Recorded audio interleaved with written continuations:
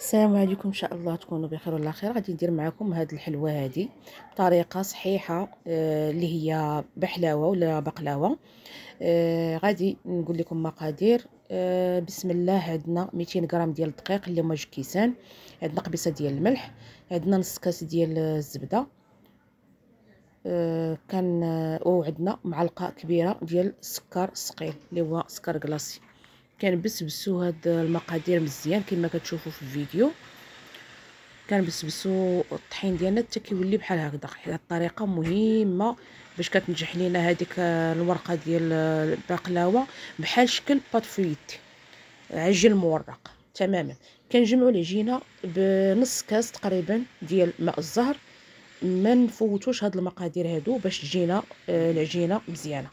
ملي كتشوفوا العجينه راها كتجي سهله ومزيانه في اليد، كنعملوا منها واحد 8 ديال الكريسات هكذا صغار.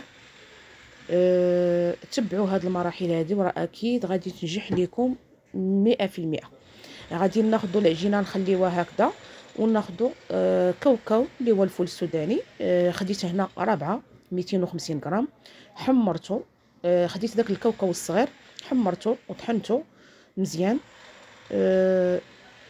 ماشي كاع تيولي عجينه، وانما غير مطحون وصافي، مع معلقه كبيره ديال سكر كلاصي، مع ملي كنطحنوه كنضيفوا عليه معلقه صغيره ديال القرفه، وثلاثه المعالق كبار ديال ما زهر، وواحد راس معلقه هكذا ديال مسكه الحره مدقوقه مع السكر صافي. وتنخلطوا هاد المقادير هادو حتى كتولي عندنا هاد العجينه هادي. هي باش غادي نصاوبوا، انا اختاريت انني ندير هاد العجينه هادي غادي نديروها في لاطه هكذا ديال الزاج، ما كتلصق لكم ما والو. بغيتو ديروها في اللاطه العاديه ديروها. كناخذوا هذه هي المرحله حتى هي اللي باش كتنجح لينا هاد العجينه. كناخذوا هكذا هذوك الكريسات ديالنا وكنبسطوهم بالمدلك بمساعده ديال الدقيق هكذا. كناخذوا الزبده، انا ما كنديرش بزاف، يعني واحد شويه درت انا غير الزبده ديال البواطه.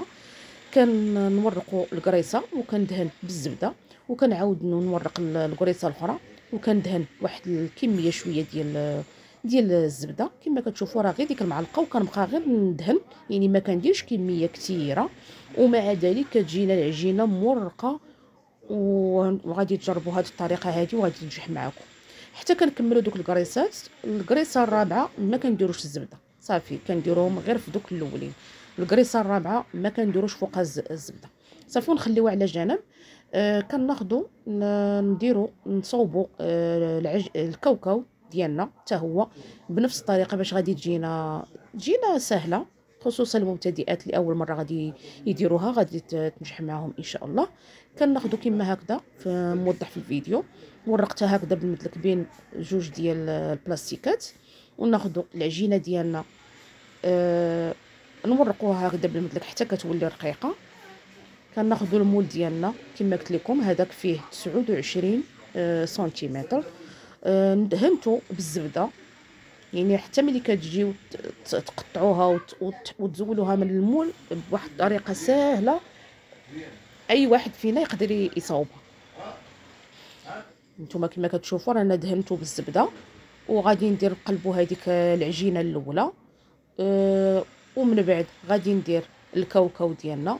وملي نديروا الكاوكاو غادي ضروري نوركوا عليها بيدينا مزيان، ولا بشي ولا بكاس ولا باي حاجه عندنا، نورقوا عليها مزيان باش ما ملي نجيو نقطعوها ما تهش لينا داك الكاوكاو بوحدو والعجينه بوحدو. تبقى لينا في الوسط هكذاك مصاوبه مزيان. هانتوما كما كتشوفوا مرقتها مزيان بيديا حتى كتلصق على العجينه. من بعد كناخذوا عاوتاني ديك العجينه الثانيه، ورقتها حتى هي بالمدلك ودرتها فوق من العجينه، ما كتقطع لكم ما والو. هانتوما كما كتشوفوا غير ورقوها مزيان باش كتجينا ديك العجينه هكذاك مرقه في الطياب ديالنا، ما تجيناش مدقسه. من بعد غادي نزيل ديك الجوانب كاملين اللي شايطين بالموس ديك بهذه الطريقه هذه، ونعاودو نورقوا عليها بيدينا باش تجي مزيانه. انا خديت هذا الورق هذا عبرته فيه 5 سنتيمتر باش تجينا كامل ديك البحلاوه ديالنا كتجي نفس العبار نفس القياس. هكذا غادي ندير بالطول وبالعرض، ومن بعد غادي ناخذ الموس ونطراسي مربعات. يعني ملي نطراسي بالورق غادي نطراسي حتى بالموس، باش ملي طيب تجينا سهله باش نزولوها.